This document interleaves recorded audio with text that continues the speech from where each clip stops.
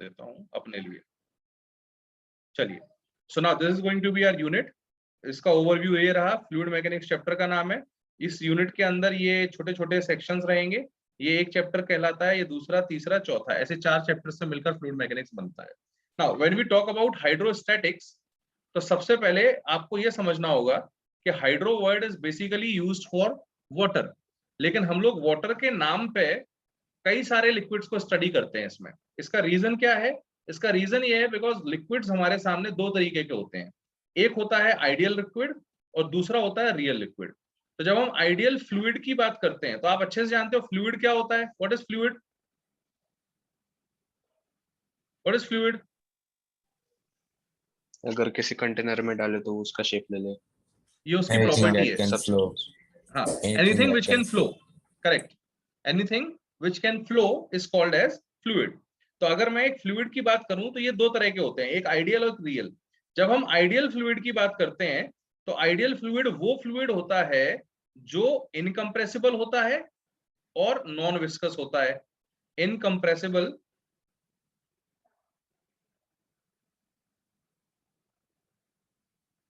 And non viscous. Now इसका क्या मतलब होता है ये समझो। जैसे मान लीजिए मैंने अगर यहाँ एक ग्लास लिया और उस ग्लास के अंदर मैंने पानी को भर के रख दिया, ठीक है।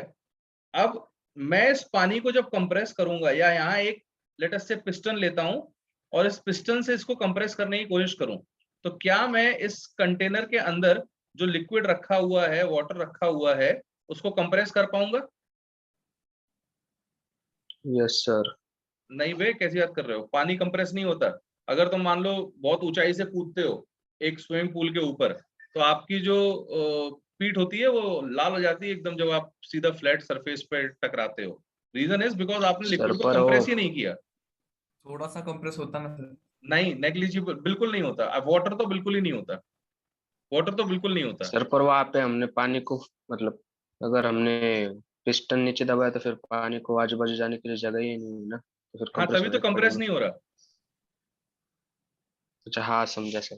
समझे क्या? नहीं, कंटेनर अगर मान लो आपने हाँ हाँ इलास्टिक ले लिया, जैसे रबर भर दी, तो फिर कंटेनर की साइज बड़ी हो जाएगी, पानी कंप्रेस नहीं होगा, प्रेशर बढ़ेगा, बिल्कुल बढ़ेगा अनुराग, है ना। अच्छा, वहीं पर अगर मैं यहाँ पर इसकी जगह गैस रख देता, जैसे टायर होता है, अब गैस को अगर मैं कंप्रेस करना चाहूं तो गैस इज कंप्रेसिबल। तो गैस भी फ्लूइड है और ये वाटर भी फ्लूइड है, क्योंकि दोनों फ्लो कर सकते हैं। लेकिन आइडियल फ्लूइड हमारे लिए कौन रहेगा? वाटर, वाटर, जो बिकॉज इट इज कंप्रेस ना हो सके। इनकम्प्रेसिबल। समझे? और जनरली क्या होता है रियल लाइफ में, डे टू डे लाइफ में, we come across many fluids. उन फ्लूइड्स में से कुछ फ्लूइड्स कंप्रेसिबल भी होते हैं और कुछ इनकम्प्रेसिबल भी होते हैं, बट सबसे ज्यादा जो हम यूज करते हैं और जो हमारे आइडियल फ्लूइड के नजदीक होता है वो वाटर होता है। इसीलिए इस यूनिट का नाम हाइड्रोस्टैटिक्स रखा गया है, ना कि फ्लूइड स्टैटिक्स। समझ रहे हो? क्योंकि हाइड्रो का मतलब water and water is nearest approximation to the ideal fluid. क्यों? क्योंकि वो इनकम्प्रेसिबल होता है और non viscous. Now what do you mean by non viscous? Water drag नहीं रहे।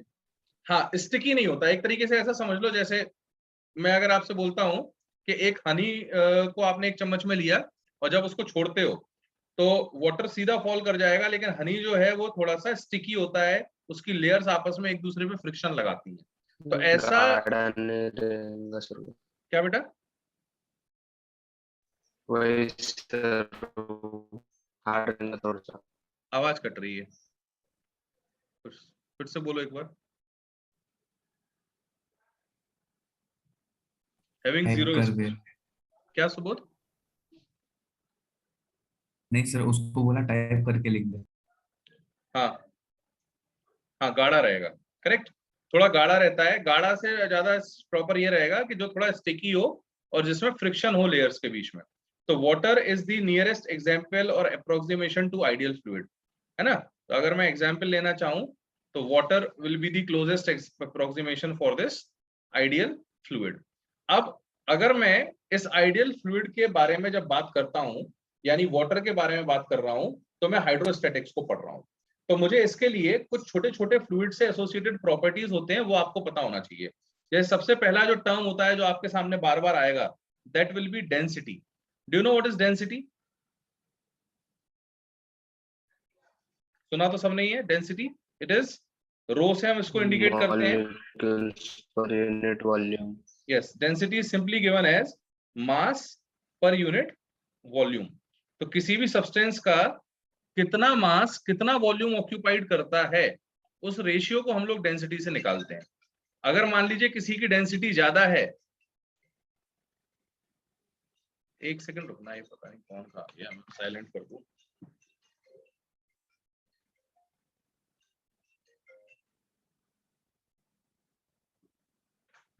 ओके, तो अगर मान लीजिए मैं आपसे बोलता हूं कि कोई एक लिक्विड है, वो ज्यादा डेंस है ना, तो इसका मतलब है सेम वॉल्यूम पर उसका मास ज्यादा होगा। अच्छा, इसकी एसआई यूनिट की अगर हम बात करते हैं, तो एसआई यूनिट क्या आती है इसकी?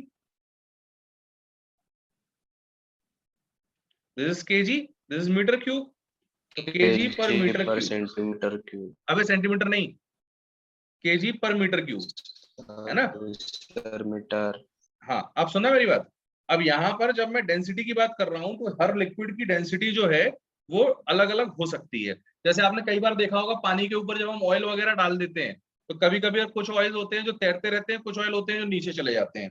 तो ऑयल और पानी आपस में मिक्स नहीं हो रहे हैं, क्योंकि दोनों इमिसिबल हैं एंड दोनों की जो डेंसिटीज है वो अलग अलग है। इसीलिए या तो पानी ऊपर होगा या फिर ऑयल ऊपर होगा, तो दोनों में से कोई भी ऊपर या नीचे हो सकता है। जब हम सीजीएस सिस्टम की बात करते हैं, तो सीजीएस सिस्टम में इसकी जो डेंसिटी होती है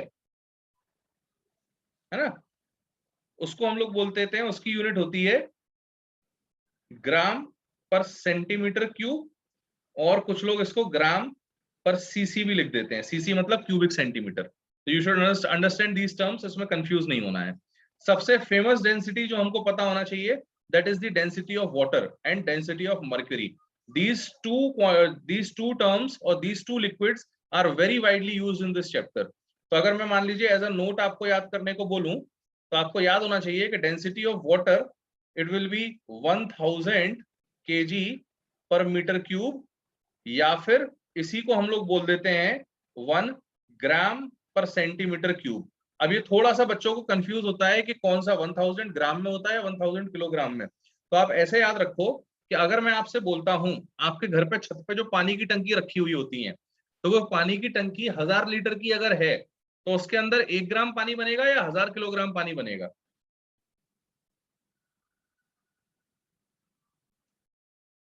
कॉमन सेंस से बताओ। 1000। क्या सर फिर से पूछो। फिर से सुनो, घर के छत पे आपके पानी की एक टंकी सिंटेक्स की रखी रहती है, बड़ी सी, ठीक है? अगर उस बड़ी टंकी का वॉल्यूम जो है ना, इसका जो वॉल्यूम है, लेट अस से इट इज 1000 लीटर, है ना? इसको ही हम लोग प्यार से बोलते हैं 1 मीटर क्यूब। तो अगर मैं आपसे पूछूं कि इस 1000 लीटर की टंकी में कितना पानी बनेगा, तो 1 ग्राम पानी बनेगा या 1000 किलोग्राम, क्या लगता है? 1000 किलोग्राम। 1000 किलोग्राम। कॉमन सेंस से आप देख सकते हो। तो ये तरीका है याद रखने का कि अगर मैं 1 मीटर क्यूब की बात कर रहा हूं, तो इसका मतलब हम लोग 1000 लीटर की टंकी की बात कर रहे हैं, और 1000 लीटर की टंकी की बात कर रहे हैं तो उसका अंदर कितना पानी आएगा? 1000 किलोग्राम पानी आएगा। जबकि 1 सेंटीमीटर क्यूब एक छोटा सा वॉल्यूम होता है, तो छोटे से वॉल्यूम में कितना आएगा? 1 ग्राम पर सीसी, यानी 1 ग्राम पानी आएगा। और कन्वर्ट करके आप इसको निकाल भी सकते हो, कोई बहुत बड़ी चीज नहीं है ये। अगर आप ध्यान से देखो तो किलोग्राम को 1000 ग्राम लिख दो, एंड 1 मीटर को सेंटीमीटर में कन्वर्ट करोगे तो 1/100 सेंटीमीटर बनेगा। जब सॉल्व करोगे तो ये 1 आ जाएगा। तो इसीलिए लोग बाग बोलते हैं पानी की डेंसिटी कितनी होती है? 1। तो पानी की डेंसिटी अगर कभी भी 1 बोली जाए, तो यानी किस यूनिट की बात हो रही है? ग्राम पर सीसी। ग्राम पर सीसी। ये क्लियर है सभी को? Yes sir. हाँ, सिमिलरली अगर मैं आपसे बोलूं कि मर्क्यूरी का डेंसिटी क्या रहेगा, लास्ट पेज देख लो भाई, प्रीवियस पेज ये रहा। अब सुनो, 1 metre cube is equal to, नहीं नहीं नहीं नहीं नहीं हर्ष, अरे यार एक बात बताओ तुम, 10 सेकेंड इक्वल टू कितने kilometre? Harsh, 10 second equals how many kilometres?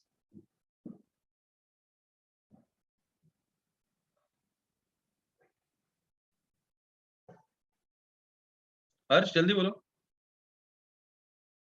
10 second equal to how many kilometre?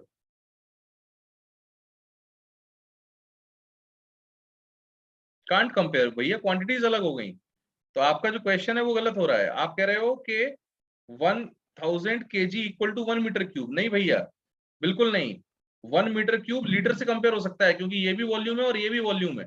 हाँ, ये बात है कि इतने वॉल्यूम में अगर मैं वाटर को भरता हूं तो ये 1000 kg वाटर आएगा। यहीं पर वाटर की जगह अगर मैं मान लो लेट अस से हनी भर दूं तो वो 1000 किलोग्राम नहीं आएगा, उसका वेट और अलग आएगा। सिमिलरली अगर मान लीजिए मैं यहाँ 1 किलोग्राम पानी और हनी की जगह कोई ऑयल भर देता हूँ, पेट्रोल भर देता हूँ, तो वो इतना नहीं आएगा 1000 किलोग्राम, उसका जो मास है वो अलग रहेगा। यानी कि वॉल्यूम ये कंपेरेबल है, पर ये कंपेरेबल नहीं है। ये तो केवल वाटर है इसीलिए 1000 किलोग्राम है। अगर वाटर के अलावा कुछ और होता तो ये हो सकता है कुछ और ज्यादा होता, कोई हैवियर लिक्विड होता तो हो सकता था ये 800 किलोग्राम ही रह जाता, या सॉरी 1200 किलोग्राम या 1500 किलोग्राम हो जाता। समझ रहे हो मेरी बात हर्ष? यस। चलो अब सुनो, 1 metre cube is equal to 1000 litre cube volume चाहिए अपन को। अच्छा, दूसरा, अगर मैं डेंसिटी ऑफ मर्क्यूरी की बात करूं तो डेंसिटी ऑफ मर्क्यूरी जो होती है वो आती है 13600 किलोग्राम पर सेंटीमीटर क्यूब, किलोग्राम पर मीटर क्यूब। हमेशा याद रखना केजी पर मीटर क्यूब वाला यूनिट बहुत बड़ा आ रहा है 13600, जबकि इसी को जब हम यूज करते हैं कई बार तो 13.6 ग्राम पर सीसी लिख देते हैं, और ये छोटा सा टर्म है जो जनरली लोगों को याद रहता है। तो अगर आपसे कोई पूछे what is the density of mercury तो आप लोग बोल दोगे सीधा सीधा 13.6 ग्राम पर सीसी, और इसी को कन्वर्ट करोगे अगर किलोग्राम पर मीटर क्यूब में तो सीधा सीधा 1000 से मल्टीप्लाई कर दो। आप ध्यान से देखो, अगर मैं यहाँ 1 को 1000 से मल्टीप्लाई कर दूं तो ग्राम per CC will be converted into kilogram पर मीटर क्यूब, और 1000 से डिवाइड कर दो तो उल्टा हो जाएगा, KG per metre cube will get converted into gram per CC. ये कन्वर्जन फैक्टर आपको बड़े आसानी से याद रहना चाहिए, this is one of the most important things. यहाँ तक कोई दिक्कत है किसी को? No sir. अब सुनना मेरी बात, अब यहाँ पर दो टर्म्स आपके सामने आएंगे, absolute density and relative density. Now try to understand. Absolute density जैसा वर्ड एग्जैक्टली कभी नहीं पता चला किसी को। एब्सोल्यूट डेंसिटी का रीजन ये है क्योंकि एब्सोल्यूट का मतलब होता है कि जो किसी चीज पर डिपेंड ना करता हो या किसी कंडीशन पर डिपेंड ना करता हो। तो इन जनरल जब हमें कुछ नहीं पता होता तो हम लोग मान लेते हैं कि डेंसिटी ऑफ जो वाटर होता है विच इज 1 ग्राम पर सेंटीमीटर क्यूब, है ना, इसको हम एब्सोल्यूट डेंसिटी बोलते हैं। तो this is the absolute density of water. Now try to understand, अगर मैं किसी भी सब्सटेंस की डेंसिटी निकालता हूं with respect to density of water then we call it relative density.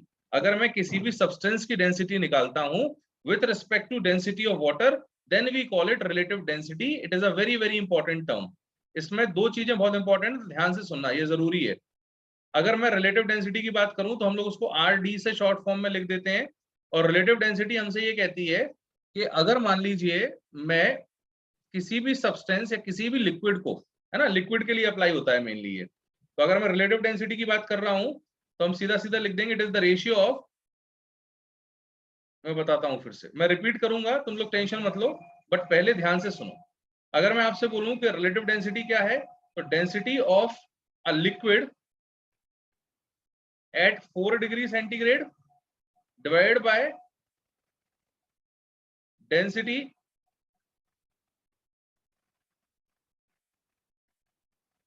या डेंसिटी ऑफ लिक्विड की 4 डिग्री की जरूरत नहीं है, density of liquid divide by density of water at 4 degree centigrade. Now this is going to be the basic formula for relative density. यानी कि relative density is basically a comparison, यानी किसी भी सब्सटेंस की density with respect to density of water. और water का density 4 degree पर क्यों ले रहे हैं, इसका रीजन बता सकते हो? 4 डिग्री सेल्सियस पे उसमें मैक्सिमम रहती है डेंसिटी। हाँ, ये 4 डिग्री इसलिए ले रहे हैं because density of water is 1 gram per CC at 4 degree centigrade only, है ना। इसका रीजन क्या रहता है? इसका रीजन होता है एनामोलस बिहेवियर ऑफ वाटर। ये भविष्य में आप लोग पढ़ोगे, 10th में था सर। 10th में था तो बहुत अच्छी बात है। Anomalous behaviour of water, heat में मैं आपको पढ़ाऊंगा कि क्या होता है ये, what is anomalous behaviour of water, ठीक है। 1 ग्राम पर सेंटीमीटर ही क्या एब्सोल्यूट है? हाँ, किसी भी सब्सटेंस की डेंसिटी अगर मैं निकालता हूं तो वो हमेशा 1 ग्राम पर सीसी के रेस्पेक्ट में हम लोग चेक करते हैं, कंपैरेटिव चेक करते हैं, तो उसको हम लोग रिलेटिव डेंसिटी बोलते हैं। बट अगर मान लीजिए कोई आपसे बोलता है कि density of mercury is 13.6 gram per CC, तो ये मर्क्यूरी की एब्सोल्यूट डेंसिटी होगी। क्यों? क्योंकि रिलेटिव डेंसिटी तो यूनिटलेस होती है। आप ध्यान से देखो, ऊपर भी डेंसिटी नीचे भी डेंसिटी, तो this is going to be unitless as well as dimensionless.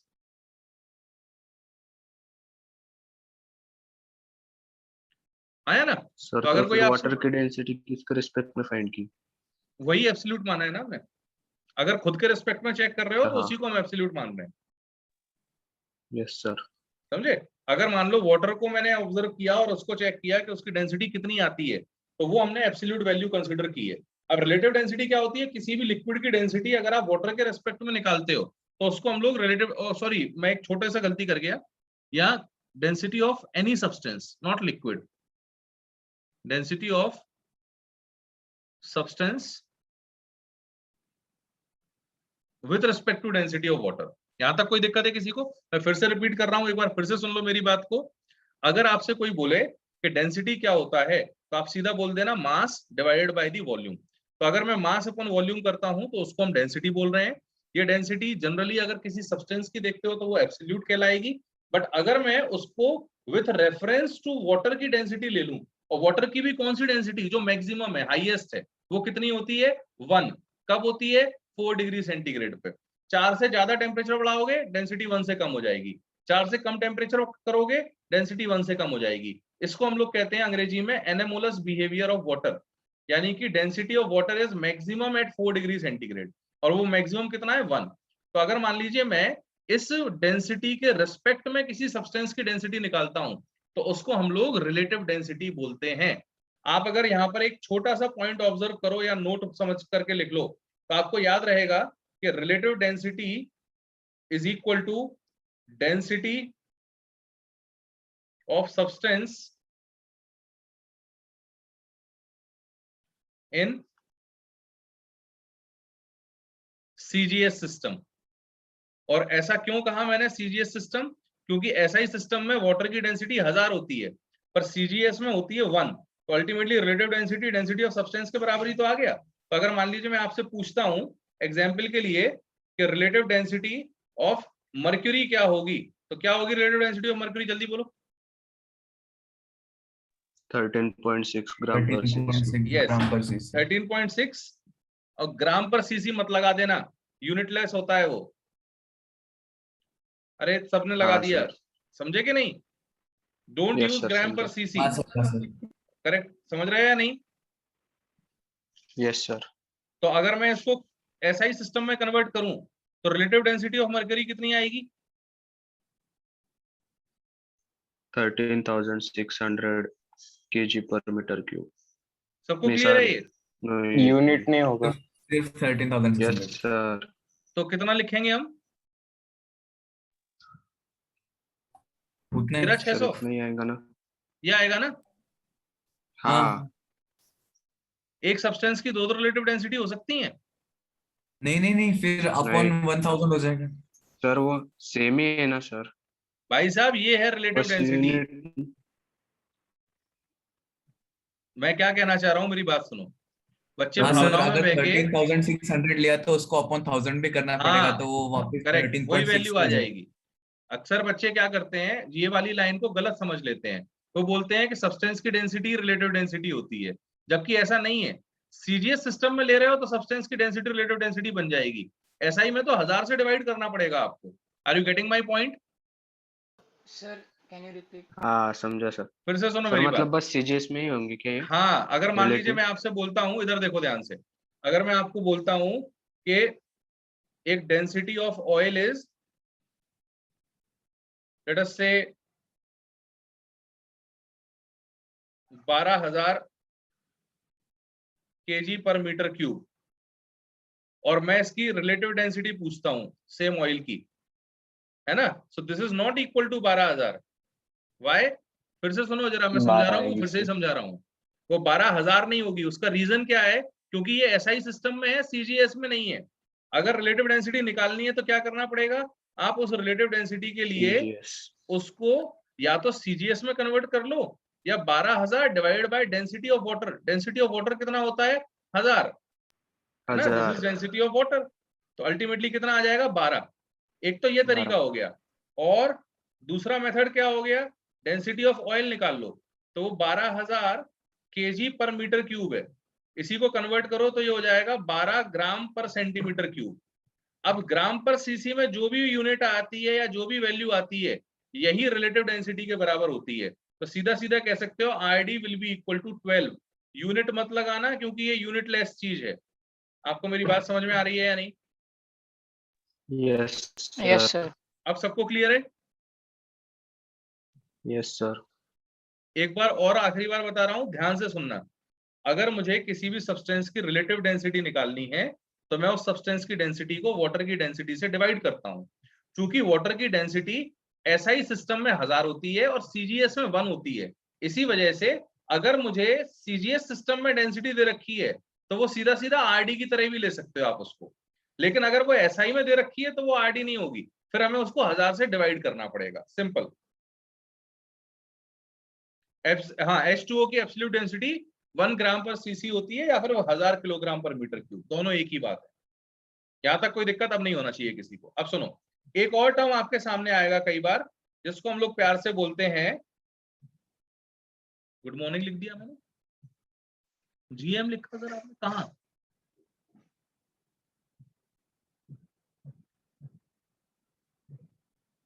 जी वेद, वेद क्या कह रहे हो?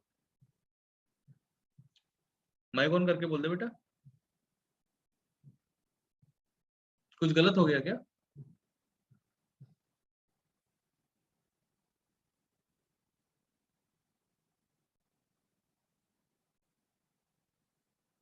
हाँ ये रहा ना एब्सोल्यूट, इसमें क्या क्या गलती हो गई? अच्छा तुम जीएम लिखना चाह रहे हो? अच्छा वो कोई फर्क नहीं पड़ता, जीएम नहीं, उसकी यूनिट तो जी होती है। जीएम तो तुम अपने लिए लिख लेते हो।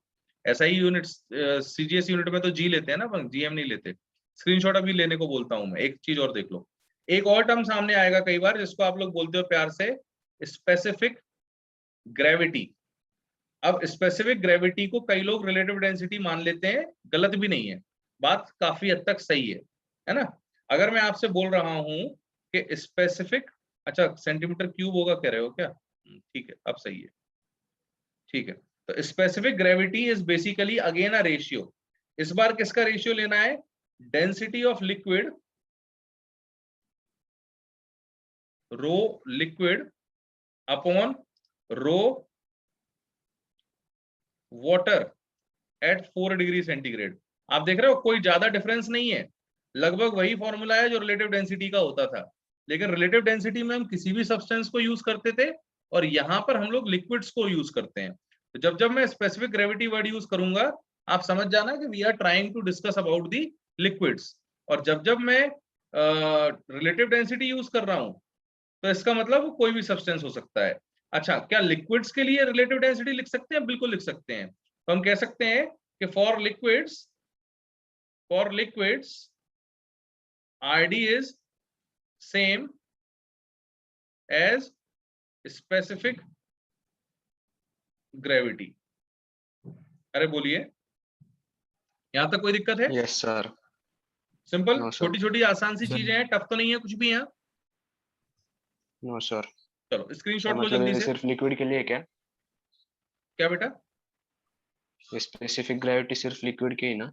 हाँ मोस्टली लिक्विड के लिए यूज करते हैं। कुछ लोग अगर यूज कर लेते हैं तो भावनावश करेंगे, अदरवाइज लिक्विड के लिए ही यूज करते हैं स्पेसिफिक ग्रेविटी। ठीक है? Yes sir. Okay, this is page number 1. Take the screenshot fast. Page number 2.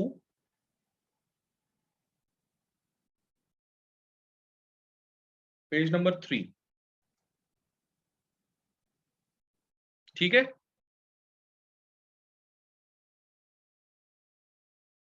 चलो जल्दी से इसको रिजॉइन करो, मैं एंड कर रहा हूं, फटाफट रिजॉइन करना।